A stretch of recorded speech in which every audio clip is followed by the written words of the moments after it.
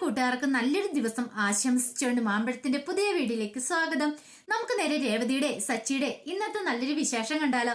അങ്ങനെ ഇന്നത്തെ വിശേഷത്തെ കാണിക്കുന്ന സച്ചി ഓടിപ്പാഞ്ഞ് കോടതിയിലേക്ക് അങ്ങോട്ട് കയറി വരുവാണ്. രവീന്ദ്രനെ കണ്ടിട്ട് പറഞ്ഞു, അച്ഛാ സോറി കേട്ടോ, കുറച്ച് ലേറ്റ് ആയി പോയെന്ന് പറയാണ്. ഞാൻ അച്ഛന്റെ കേസിന്റെ കാര്യം അങ്ങോട്ട് മറന്നുപോയെന്ന് പറയാം. പെട്ടെന്ന് ജഡ്ജി വെച്ചത് ആരാത്, ഈ കോടതിയിലേക്ക് കയറി വരുന്നതിന്റെ ഒരു മര്യാദയൊക്കെ ഇല്ലേന്ന് ചോദിക്കുകയാണ്. സച്ചി പെട്ടെന്ന് അങ്ങോട്ട് നോക്കി, അപ്പോഴാണ് ജഡ്ജിനെ കാണുന്നതന്നെ. പിന്നീട് ഇങ്ങ് തിരിഞ്ഞു നോക്കിയപ്പം അവിടെ മധുസൂദനൻ നിൽക്കുന്ന കണ്ടു. ഓഹോ, അപ്പൊ ഇയാളാണ് എല്ലാത്തിനും കാരണക്കാരൻ. മധുസൂദനെ കണ്ടതും പെട്ടെന്ന് സച്ചി അങ്ങോട്ട് എന്നിട്ട് ചോദിച്ചു, ഇപ്പോഴല്ലേ മനസ്സിലായത്, താനാണ് എൻ്റെ അച്ഛന് പെൻഷൻ കൊടുക്കായിരുന്നില്ലേ, എൻ്റെ അച്ഛന്റെ പെൻഷൻ അവിടെ തടഞ്ഞു വെച്ച് താനാണല്ലേ, നാണമില്ലോടോ തനിക്കും ചോദിച്ചുകൊണ്ട് സച്ചി മധുസൂദനോട് കിടന്ന് ദേഷ്യപ്പെടുവാണ്. പെട്ടെന്ന് ജഡ്ജി പറഞ്ഞു, ഇത് കോടതിയാന്ന് പറയാണ്, ഇത് എന്താ ഇത് എന്നൊക്കെ പറഞ്ഞ് ദേഷ്യപ്പെടുവാണ് സച്ചിയോട്. അപ്പൊ രവീന്ദ്രൻ പറഞ്ഞു, മോൻ സച്ചിന്ന് ഒന്നും മിണ്ടായിരിക്കുക, അത് ജഡ്ജി അന്ന് മിണ്ടായിരിക്കാൻ പറയണ. പെട്ടെന്ന് സച്ചി പറഞ്ഞു, അതെ സങ്കടം കൊണ്ട് പറഞ്ഞു പോയതാ സാർ, ക്ഷമിക്കണം കേട്ടോ എന്ന് പറയണം. കാരണം സ്വന്തം അച്ഛനെ അതുപോലെ വേദനിപ്പിച്ച ഇയാള് എൻ്റെ അച്ഛന് റിട്ടയർമെന്റ് സമയത്ത് ഇയാള് അതുപോലത്തെ വാക്കുകളൊക്കെ വന്ന് പറഞ്ഞത്. അതുകൊണ്ട് എനിക്ക് ഇയാളുടെ കോളറിൽ അന്ന് പിടിക്കേണ്ടതായിട്ട് വന്നു. പക്ഷേ എങ്കിൽ അതിന്റെ പേരിൽ എൻ്റെ അച്ഛന്റെ പെൻഷൻ തുക ഇയാൾ ഇത്രയും കാലം പിടിച്ചു വെച്ചുകൊണ്ടിരുന്നേ. ഒരു മകൻ എന്ന നിലയിൽ എനിക്ക് ഒരിക്കലും അത് സഹിക്കാൻ പറ്റുന്ന കാര്യമല്ല സാറെന്ന് പറയാം. പെട്ടെന്ന് ജഡ്ജി പറഞ്ഞു, അതൊക്കെ നമുക്ക് പിന്നീട് തീരുമാനിക്കാം, താൻ അവിടെ പോയി ഇരിക്കാൻ പറയണം. അങ്ങനെ സച്ചി അങ്ങോട്ട് പോയി ഇരിക്കുവാണ്. ഈ സമയം അശോകൻ പറഞ്ഞു, എന്താ സച്ചി ഇത്, ദേ കോടതിയാന്നുള്ള വിചാരമൊന്നും ഇല്ലെന്ന് വെക്കും, എനിക്കറിയാം, പക്ഷെ എനിക്ക് അയാളെ കണ്ടപ്പം നിയന്ത്രിക്കാൻ പറ്റിയില്ല.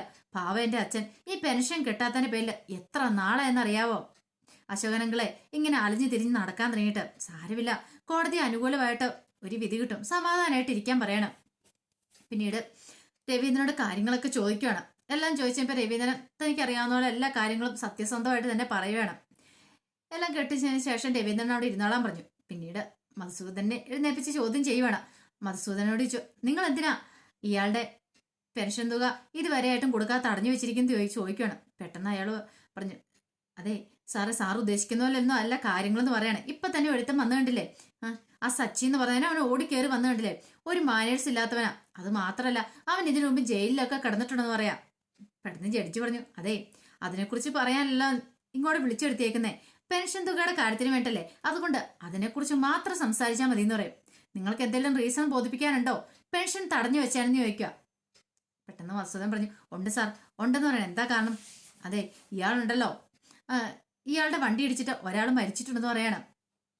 ഇത് കേട്ടത് ജഡ്ജി ചോദിച്ചു, അല്ല വണ്ടി ഇടിച്ച് മരിച്ചെന്ന് പറഞ്ഞിട്ടുണ്ടെങ്കിൽ മനഃപൂർവ്വം ചെയ്തതല്ലോ, വണ്ടിയുടെ മുന്നിലേക്ക് വന്ന് ചാടിയതല്ലെന്ന് നിൽക്കും. അല്ല അത് പിന്നെ ഞാൻ കാര്യങ്ങളൊക്കെ വ്യക്തമായിട്ട് രവീന്ദ്രൻ പറഞ്ഞിട്ടുണ്ടായിരുന്നു, അതുകൊണ്ട് കാര്യങ്ങളൊക്കെ എനിക്കറിയാം, അതിന്റെ പേരിൽ പെൻഷൻ തടഞ്ഞു വെച്ച് ശരിയായില്ലെന്ന് പറയാം. അല്ല അത് പിന്നെ സാർ, അതെ കൂടുതലൊന്നും പറയണ്ട, 4 ആഴ്ചക്കുള്ളിൽ തന്നെ പെൻഷൻ സാക്ഷനായി കൊടുത്തേക്കണം പറഞ്ഞു കേട്ടല്ലോ എന്ന് പറയാം. അല്ല സാർ ഞാൻ പിന്നെ ഒരു കാര്യം കൂടെ, ഇത്രയും നാളും അയാളുടെ പെൻഷൻ മുടക്കിയാന് അയാൾക്ക് കഷ്ടതകളൊക്കെ വരുത്തി വെച്ചാന് 1,00,000 രൂപ കൂടുതൽ കൊടുക്കുകയും ചെയ്യണം, അത് തൻ്റെ അക്കൗണ്ടിൽ നിന്ന് കൊടുക്കണമെന്ന് പറയാം. പെട്ടെന്ന് മധുസൂദനൻ ഞെട്ടി, സാർ എന്താ പറയണേ, എൻ്റെ അക്കൗണ്ടിൽ നിന്നോ? ദേ ഞാനൊരു കാര്യം സംസാരിച്ചുകൊണ്ടിരിക്കുന്ന ഇടയ്ക്ക് അതിൻ്റെ ഇടയ്ക്ക് കയറേണ്ട കാര്യമില്ല, 50,000 രൂപ കൂട്ടി കൊടുത്തേക്കാൻ പറയാം. ഇത് കേട്ടും പിന്നെ മധുസൂദനൻ ഒന്നും മിണ്ടാൻ പറ്റാതെ, കാരണം ജഡ്ജി ചോദിക്കുകയും ചെയ്തു മധുസൂദനോട്, അതെ തനിക്ക് ഇതിന്റെ ആവശ്യമുണ്ടോ, പെൻഷൻ നോക്കി പിടിച്ചു വെക്കേണ്ട കാര്യമുണ്ടോ, എന്താന്ന് വെച്ചാൽ തന്റെ വീട്ടിൽ നിന്നോ തന്റെ ശമ്പളത്തിൽ നിന്ന് കൊടുക്കുന്ന പൈസയല്ല, ഇത് സർക്കാരിന്റെ പൈസയാണ്, അയാൾക്ക് അർഹതപ്പെട്ട പൈസ അയാൾ ചോദിച്ചിരിക്കുന്നത്, അയാൾ ഇത്രയും കാലം അധ്വാനിച്ചിരിക്കുന്നതിന്റെ പൈസ, അത് അയാൾക്ക് അർഹതയുണ്ടായ, അതുകൊണ്ടാ അതിന് താൻ വെറുതെ സില്ലിയായിട്ടുള്ള കാര്യം പറഞ്ഞോണ്ട് എന്തേലും വൈരാഗ്യം തനിക്കുണ്ടെങ്കിൽ അത് ഈ കാര്യത്തിലല്ല തീർക്കണ്ടേ, പറഞ്ഞു കേട്ടല്ലോ, മേലാൽ ഇമാതിരി കാര്യങ്ങളുമായിട്ട് വന്നേക്കരുത് എന്നും പറഞ്ഞൊരു താക്കീതും കൂടെ കൊടുക്കുന്നുണ്ട്. പിന്നീട് പറഞ്ഞു, 50,000 രൂപ അധികമായിട്ട് ഇട്ടേക്ക് ഞാൻ പിൻവലിച്ചിരിക്കുന്നു, തനിക്കൊരു എക്സ്ക്യൂസ് തന്നിരിക്കുന്ന, പക്ഷെ അധികമായിട്ട് കൊടുക്കേണ്ട 1,00,000 രൂപ 2 ദിവസത്തിനുള്ളിൽ കൊടുക്കണമെന്ന് പറയാം. ഇത് കേട്ട സച്ചിക്ക് അവിടെ നിന്ന് വിസിലടിക്കാൻ തോന്നി, കാരണം കോടതിയാന്നുള്ള ചിന്ത പോലും സച്ചി പെട്ടെന്ന് മറന്നുപോയി. അവിടുന്ന് കൈയടിക്കുവാണ്, കാരണം ജഡ്ജിയുടെ ആ വാക്കുകളൊക്കെ കേട്ടപ്പം അങ്ങനെ അയാളെ പഞ്ഞിക്കിടുവായിരുന്നു ജഡ്ജി അവിടെ. പിന്നീട് കോടതി പിരിഞ്ഞു കഴിഞ്ഞപ്പം സച്ചി പറഞ്ഞു, അച്ഛനിപ്പോ സമാധാനം അല്ലെന്ന് ചോദിക്കുകയാണ്. പിന്നല്ലാതെ, കാരണം എന്തെന്നറിയാവോ, ഞാൻ എത്രമാത്രം ബുദ്ധിമുട്ടിയെന്നറിയാവോ, ഈ പെൻഷൻ തുകയ്ക്ക് വേണ്ടിയിട്ട് എത്ര അലഞ്ഞെഴുതി നടന്നെന്നറിയാവോ. അശോകൻ പറഞ്ഞു, നമ്മുടെ ഭാഗത്തല്ലേ രവീന്ദ്ര സത്യസന്ധത, അതുകൊണ്ട് നീ പേടിക്കേണ്ട കാര്യമൊന്നുമില്ല, എല്ലാം മംഗളകരമായിട്ട് നടന്നില്ലെന്ന് പറയാണ്. ഈ സമയത്ത് മധുസൂദനൻ അങ്ങോട്ട് വന്നു. മധുസൂദനൻ പറഞ്ഞു, ഇത് നമ്മൾ തമ്മിലുള്ള അവസാന കാഴ്ചയായിരിക്കും, ഇനി നമ്മൾ തമ്മിൽ കാണില്ലെന്ന് പറയാം. ഇത് കേട്ട് സച്ചി പറഞ്ഞു, അങ്ങനെ അങ്ങ് പറയല്ലേ സാറേ, കാരണം പുറത്തേക്ക് ഇറങ്ങി കഴിയുമ്പോൾ ഒരു പക്ഷേങ്കിൽ ചിലപ്പോൾ സാറ് വണ്ടി എടുക്കാൻ വരുന്ന സമയത്തൊക്കെ ഞങ്ങളെ കണ്ടെന്നിരിക്കും, ആ സമയത്ത് എന്താ സാറ് തലേ മുണ്ടിട്ടുണ്ട് പോകുമെന്ന് ചോദിക്കുക. പെട്ടെന്ന് അയാൾക്ക് ദേഷ്യം വന്നു. അയാൾ മുഖം വെട്ടിത്തിരിച്ച് അങ്ങോട്ട് പോവാണ്. രവീന്ദ്രൻ ഒന്നും മിണ്ടാതെ ഇങ്ങോട്ട് വാടാന്ന് പറഞ്ഞുകൊണ്ട് സച്ചിയുടെ കയ്യെ പിടിച്ചോണ്ട് അങ്ങോട്ട് ഇറങ്ങി പോവാ. പിന്നീട് കാണിക്കുന്ന ശ്രുതിയുടെ അടുത്തേക്ക് ചന്ദ്രമതി എല്ലുവാണ്. എന്താ മോളെ, മോളിന്ന് ബ്യൂട്ടി പാർലറിൽ പോകുന്നില്ലെന്ന് ചോദിക്കും. ഇല്ലമ്മേ, അതെന്താ പറ്റി? കുറച്ച് കഴിഞ്ഞിട്ട് പോകാന്ന് വിചാരിച്ചു. എന്താ മോൾക്ക് എന്തെങ്കിലും പ്രശ്നം ഉണ്ടായതോ? പ്രശ്നമുണ്ടോ? എന്തെങ്കിലും വയ്യായിക ഉണ്ടോന്ന് ചോദിക്കും. അതൊന്നും ഇല്ലമ്മേ. പിന്നെന്താ കുഴപ്പം? അതല്ലമ്മേ, എന്തോ തിരക്കൊന്നും ഇല്ല കാര്യമായിട്ട്. അപ്പം കസ്റ്റമേഴ്സ് ഒക്കെ വന്ന് 1-2 പേര് വന്നിട്ടുണ്ടെങ്കിൽ അത് ഡീൽ ചെയ്യാനായിട്ട് അവിടെ വേറെ ആൾക്കാരുണ്ടല്ലോ, ജോലിക്കാരുണ്ടല്ലോ എന്ന് പറയും. ഓ അതാണോ മോളെ, നമ്മൾ എപ്പോഴും ഇങ്ങനെ ജോലിക്കാരുണ്ടെന്ന് പറഞ്ഞ് വീട്ടിൽ കയറി ഇരിക്കല്ലേ. നമ്മുടെ കണ്ണും കൈയും എപ്പോഴും അവിടെ എത്തണം, അറിയാലോ. ഇന്നത്തെ കാലത്ത് ഒരു മനുഷ്യനെ പോലും വിശ്വസിച്ചുകൂടാ. ആരാ എപ്പോഴാ ചതച്ചിട്ട് പോണേന്ന് പറയാനും പറ്റില്ല എന്ന് പറയാം. ഇത് കേട്ടപ്പോ രേവതിയുള്ള ശ്രുതി പറഞ്ഞു, അങ്ങനെയൊന്നും ഉണ്ടാകത്തില്ലമ്മേന്ന് പറയണം. പറയാൻ പറ്റില്ല മോളെ. മോളൊരു കാര്യം ചെയ്യാം, മോള് പോകുമ്പോ ഇനി എന്നെയും കൂടെ കൊണ്ടുപോക്കോ. അതെന്തിനമ്മേ? അല്ല, ക്യാഷ് കൗണ്ടർ ഞാൻ ഇരുന്നോളാം, കാര്യങ്ങളൊക്കെ ഞാൻ നോക്കിക്കോളാം. ഇനിയിപ്പോ മോൾക്കെല്ലാം കൂടെ തിരക്കാണെങ്കിലേ ഞാൻ ഇവിടെ വെറുതെ ഇരിക്കുമല്ലേ എന്ന് പറയാം. അതിന് വലിയ കുഴപ്പമൊന്നുമില്ലമ്മേ, അതിന് മാത്രം തിരക്കങ്ങളും കാര്യങ്ങളൊന്നും ഇല്ല. പിന്നെ അമ്മയ്ക്കറിയാലോ, ഇനിയിപ്പം തിരക്കുള്ള സമയത്താണെങ്കിൽ എന്നെ സഹായിക്കാനായിട്ട് മീര വരാറുണ്ടെന്ന് അങ്ങോട്ടെന്ന് പറയാം. അവളെ ഒന്നും വിളിക്കേണ്ട കാര്യമില്ല, ഞാൻ വരാം, ഞാൻ അവിടെ വന്ന് ഇരുന്നോളാന്ന് പറയണം. ഇത് കേട്ടപ്പോൾ സ്തുതിക്ക് ചെറിയ സംശയങ്ങളൊക്കെ തോന്നി. അമ്മ എന്താ പോലും ഇങ്ങനെയൊക്കെ പറയണേ? പിന്നീട് ചന്ദ്രമതി പറഞ്ഞു, അത് മോളെ ഒരു കാര്യം ഉണ്ടെന്ന് പറയണേ. എന്താമ്മേ? അല്ല, അത് പിന്നെ മോളെ മുമ്പേ ആരോ വിളിച്ചായിരുന്നു എന്റെ ഫോണിലേക്ക്. അതെ, എന്തോ കല്യാണിയാണെന്ന് ചോദിച്ചാണ് വിളിച്ചത്. ഞാനല്ലെന്ന് പറഞ്ഞു. റോങ് നമ്പർ ആണെന്ന് പറഞ്ഞോണ്ട് അവര് കോള് കട്ട് ചെയ്തെന്ന് പറയാം. ഈ സമയത്ത് പെട്ടെന്നൊരു ഞെട്ടലുണ്ടായ ശ്രുതിയില്ല. ദൈവമേ, അമ്മയായിരിക്കും വിളിച്ചിരിക്കുന്നത്. കല്യാണിന്ന് തന്റെ വിളിപ്പേരാന്നുള്ള കാര്യം ഇവർക്കറിയില്ലല്ലോ. കല്യാണി എന്നുള്ള പേരാന്നുള്ള ഇതൊക്കെ ഓർത്ത് പാകപ്പെട്ട ടെൻഷനായി ശ്രുതിക്ക്. ശ്രുതി പെട്ടെന്ന് അകത്തേക്ക് അങ്ങോട്ട് കയറി പോവാണ്.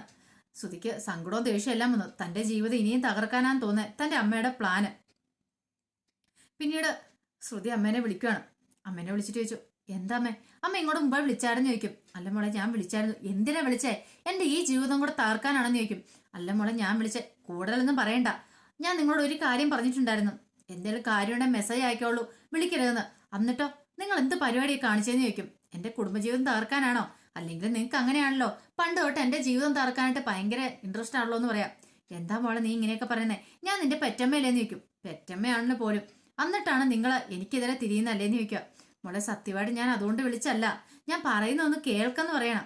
അവസാനം പറ, എന്താ പറയാനുള്ളതെന്ന് ചോദിക്കും. അത് മോളെ, എനിക്ക് പെട്ടെന്ന് തലകറക്കം ഉണ്ടായി. ഇടയ്ക്കിടയ്ക്ക് ഇങ്ങനെ തലകറക്കം ഉണ്ടാകുന്നുണ്ട്. ഞാൻ വഴി തല ഇറങ്ങി വീണ സമയത്ത് എനിക്ക് എന്ത് ചെയ്യണമെന്ന് അറിയില്ലായിരുന്നു. അവിടെയുള്ള ആൾക്കാരൊക്കെയാണ് പിന്നെ എന്നെ വീട്ടിലെത്തിച്ചതെന്നൊക്കെ പറയാം. അതുകൊണ്ട് ഞാൻ വിളിച്ചത്. അപ്പം മോളെ എനിക്കൊന്നും വിളിക്കണം തോന്നി, അതുകൊണ്ട് വിളിച്ചാന്ന് പറയാം. അപ്പൊ ശ്രുതിക്ക് ഈ കാര്യങ്ങളൊന്നും അറിയില്ലായിരുന്നു. അയ്യോ സോറി കേട്ടോ അമ്മ, എനിക്കറിയില്ലായിരുന്നു. അന്നെങ്കിൽ അമ്മയ്ക്ക് നേരത്തെ എന്ത് എന്നോട് പറയാൻ മേലായിരുന്നോ? ഞാൻ പറയാനായിട്ട് നീ സമ്മതിച്ചോന്ന് ചോദിക്കുക. എന്നിട്ട് അമ്മ ഹോസ്പിറ്റലിൽ പോയില്ലേന്ന് ചോദിക്കുക. ഇല്ല, ഹോസ്പിറ്റലിൽ പോയില്ല. അതെന്താ അമ്മേ? പോയില്ലെന്ന് പറയണം. ഒരു കാര്യം ചെയ്യാം, ഞാൻ വരാം, ഞാൻ വന്നിട്ട് അമ്മേനെ കൊണ്ടാകാന്ന് പറയാം. ഇത് കേട്ടതും വിമല പറഞ്ഞു ശരി എന്ന് പറഞ്ഞിട്ട് കോള് കട്ട് ചെയ്യുകയാണ്. ആകെപ്പാടെ ടെൻഷനായിപ്പോയി ശ്രുതിക്ക്. ഇനിയിപ്പോൾ അമ്മയ്ക്ക് എന്തെങ്കിലും സംഭവിച്ചിട്ടുണ്ടെങ്കിൽ ആദിയുടെ കാര്യം എന്ത് ചെയ്യും? കാരണം അമ്മയ്ക്ക് ഇപ്പം തീരെ വയ്യെന്നാ പറയണേ. ആദിയാണെങ്കിലോ എപ്പോഴും ഓടി നടക്കുന്ന ഒരു സ്വഭാവം, അടങ്ങി ഒതുങ്ങി ഒരിടത്ത് ഇരിക്കത്തും കൂടി ഇല്ല. അതോർത്തപ്പോൾ നല്ല ടെൻഷൻ ഉണ്ടായിരുന്നു. പിന്നീട് കാണിക്കുന്ന വർഷ ശ്രീകാന്തും കൂടെ വീട്ടിലേക്ക് വരണം, വർഷയുടെ വീട്ടിലേക്ക് വരണം. അങ്ങനെ വീടിന് കുറെ മുമ്പ് തന്നെ വണ്ടി നിർത്തി. ഇതെന്താ ഇവിടെ നിർത്തി ശ്രീന്ന് ചോദിക്കുക. അല്ലാതെ പിന്നെ ഞാൻ അങ്ങോട്ട് വരുന്നില്ല എന്ന് പറഞ്ഞ. ഇനി ഗേറ്റിന്റെ വെളിയിൽ എങ്ങനെ വണ്ടി കൊണ്ട് നിർത്തി നിന്റെ വീട്ടുകാരെങ്ങനെ കണ്ടിട്ടുണ്ടെങ്കിൽ പിന്നെ ചോദിക്കത്തില്ല ആരാ എന്താ ഏതാന്നൊക്കെ. അതാണോ പ്രശ്നം? അതൊന്നും കുഴപ്പമില്ല, ബാ എന്നെ വീടിന്റെ മുന്നിൽ കൊണ്ട് വിട്ടാമെന്ന് പറയണം. അങ്ങനെ വീടിന്റെ മുന്നിലേക്ക് ബൈക്ക് കൊണ്ട് വരുവാണ്. അവിടെ എത്തിയിട്ട് ശരിയെന്ന് പറഞ്ഞിട്ട് വർഷം അങ്ങോട്ട് പോകാൻ നേരത്ത് പെട്ടെന്ന് ചോദിച്ചു, അല്ല ശ്രീ വീട്ടിൽ ഇറങ്ങുന്നില്ലേ നിൽക്കും. ഞാൻ വരുന്നില്ല. അതെന്ത് പരിപാടിയാ? ഇവിടെ വരെ വന്നിട്ട് ഒരു ചായ എങ്കിലും കുടിച്ചിട്ട് പോണ്ടേ പാന്നും പറഞ്ഞിട്ട് അങ്ങ് വിളിക്കണം. ശ്രീകാന്തിന് എന്ത് ചെയ്യണമെന്ന് അറിയില്ല. അവസാനം ശ്രീകാന്ത് വരാമെന്ന് പറഞ്ഞ് അങ്ങോട്ട് കയറി ചെല്ലുക. ഈ സമയത്ത് ആകെപ്പാടെ ടെൻഷൻ അടിച്ചായിരുന്നു മധുസൂദൻ ലേബർ കൂട്ടിൽ നിന്ന് വന്ന ഉടനെ ക്ഷമ എന്നിട്ട് ചോദിച്ചു, എന്തായി കാര്യങ്ങള്? അവിടുത്തെ കാര്യങ്ങളൊക്കെ എന്തായെന്ന് ചോദിക്കും. എന്ത് ചെയ്യാനാ, നിന്റെ വാക്ക് കേട്ടോണ്ട് ആകെപ്പാടെ നാണം കെട്ടുപോയെന്ന് പറയണം. എന്ത് പറ്റി? നീ അല്ലേ എന്നാ പെൻഷൻ തടഞ്ഞു വെക്കാൻ പറഞ്ഞു, എന്നിട്ട് പെൻഷൻ തടഞ്ഞു വെച്ചു. ഇപ്പൊ എന്റെ കയ്യിൽ നിന്ന് പൈസ പോയെന്ന് പറയണം. അതിങ്ങനെ നിങ്ങളുടെ കയ്യിൽ നിന്ന് പൈസ പോകുന്നേ? പൈസ പോകുന്ന ഗവൺമെന്റ് അല്ലേ, കാരണം പെൻഷൻ സർക്കാരിന്റെ അല്ലേന്ന് ചോദിക്കാം. അതല്ല, ഇത്രയും കാലം പെൻഷൻ താമസിപ്പിച്ചതിന് 1 ലക്ഷം രൂപ ഫൈൻ ഞാൻ അടയ്ക്കണം പോലും, അതും അയാൾക്ക് 1 ലക്ഷം രൂപ കൊടുക്കണമെന്ന്. കണ്ടോ, ഇപ്പം മനസ്സിലായില്ലേ? നിന്റെ വാക്ക് കേൾക്കാതിരിക്കുന്ന ഒരു കുഴപ്പമില്ലായിരുന്നു. അയാളുടെ പാട്ടിന് അങ്ങ് വിട്ടാൽ മതിയായിരുന്നു. എന്താ പറയുന്നേ, നിന്റെ വാക്കൊന്നും ഒരിക്കലും കേൾക്കലെന്ന് പറയുന്നത് എന്നും പറഞ്ഞ് ദേഷ്യപ്പെട്ട് ഇരിക്കുവാണ്. ഒരു കാര്യം ചെയ്ത് നീ ആ പ്രഷറിന്റെ ടാബ്ലറ്റും കൊടുത്തോണ്ട് ഞാൻ പറയണം. അങ്ങനെ ഹേമ അകത്തേക്ക് പോയി. ഈ സമയത്ത് വർഷം നേരെ ശ്രീകാന്തിനെ കൂട്ടി അകത്തേക്ക് കയറി വരുന്നത്. ശ്രീകാന്തിനെയും വർഷനെ മാറി മാറി നോക്കി മധുസൂദന് പെട്ടെന്ന് ശ്രീകാന്തിനെ കണ്ട് മനസ്സിലായില്ല. വർഷയോട് ധാരാ മുളന്ന് നിൽക്കുക. ഇത് ഞാൻ പറഞ്ഞിട്ടില്ലേ, എന്റെ ഫ്രണ്ട് ശ്രീകാന്താന്ന് പറയണേ. ഈ സമയത്ത് മെഡിസിനുമായിട്ട് അങ്ങോട്ട് ഹേമ വരുന്നത്. ഹേമ നോക്കി രണ്ടുപേരെ മാറി മാറി നോക്കുവാണ്. അല്ല മോളെ, ഇയാൾ എന്ത് ചെയ്യുക? പെട്ടെന്ന് ശ്രീകാന്ത് പറഞ്ഞു, അതെ സാർ, ഞാൻ ഒരു റെസ്റ്റോറൻറ്റ് ഷെഫായിട്ട് ജോലി ചെയ്യുന്നുണ്ട്. ഓ അങ്ങനെ. പിന്നീട് സാറിന് എന്നെ കണ്ട് മനസ്സിലായില്ലേന്ന് ചോദിക്കുക. ഇത് കേട്ട് മസൂദൻ പറഞ്ഞു, ഇല്ല എനിക്ക് മനസ്സിലായില്ലെന്ന് പറയണ. ഈ സമയം വർഷ ചോദിച്ചു, ആഹാ അപ്പൊ ശ്രീക്കും നേരത്തെ അറിയാമോ? എൻ്റെ അച്ഛനെ അറിയാമെന്ന് ചോദിക്കും. അച്ഛനറിയാം, പക്ഷെ വർഷയുടെ അച്ഛനാന്ന് എനിക്ക് അറിയില്ലായിരുന്നു പറയണം. ഈ സമയം അയാൾ ചോദിച്ചു, ആരാ? നിന്നെ എനിക്ക് മനസ്സിലായല്ലോ എന്ന് പറയണം. നിനക്ക് എന്നെ പരിചയമുണ്ടെന്ന് പറഞ്ഞല്ലോ. അതെ, ഞാനൊരു ഡ്രൈവറുടെ മോനാന്ന് പറയണേ, KSRTCയിലെ ഡ്രൈവറുടെ മോനോ? ഏത്? രവീന്ദ്രന്റെ ആന്ന് പറയാണ്. രവീന്ദ്രനുള്ള പേര് കേട്ടത് ഒരു നിമിഷം ഞെട്ടിത്തരിച്ച് നിൽക്കുകയാണ് മധുസൂദനും ഹേമയും കൂടെ. അവർ പരസ്പരം നോക്കുവാണ്. ആകെപ്പാട് ടെൻഷനായിപ്പോയി ശ്രീകാന്തിന്. കാരണം ശ്രീകാന്തിന് അറിയാം അന്ന് കുറച്ച് പ്രശ്നങ്ങളൊക്കെ ഉണ്ടായതാണ്. അതോർത്ത് എന്ത് ചെയ്യണമെന്ന് അറിയില്ലാതെ ശ്രീകാന്ത് നിൽക്കുക. അപ്പൊ അതിന്റെ വിശേഷങ്ങളൊക്കെയാണ് കണ്ടത്. അപ്പൊ ഇതിന്റെ ബാക്കി വിശേഷങ്ങളുമായിട്ട് നാളെ വരാട്ടോ. അപ്പം ഉച്ചക്കത്തെ വിശേഷത്തിന് ഞാൻ ഉച്ചയ്ക്ക് കുറച്ച് വിശേഷങ്ങളൊക്കെ ഇടുന്നുണ്ട്. അത് പക്ഷേങ്കിൽ ഇതിന് ശേഷമുള്ള കുറച്ച് വിശേഷങ്ങളായിട്ടോ ഇടുന്നത്. അപ്പൊ ആ വിശേഷങ്ങളൂടെ എല്ലാവരും കയറി കാണണം കേട്ടോ. അപ്പൊ എല്ലാവർക്കും ഒരിക്കൽ കൂടി നല്ലൊരു ദിവസം ആശംസിച്ചു നിർത്തുന്നു. നന്ദി.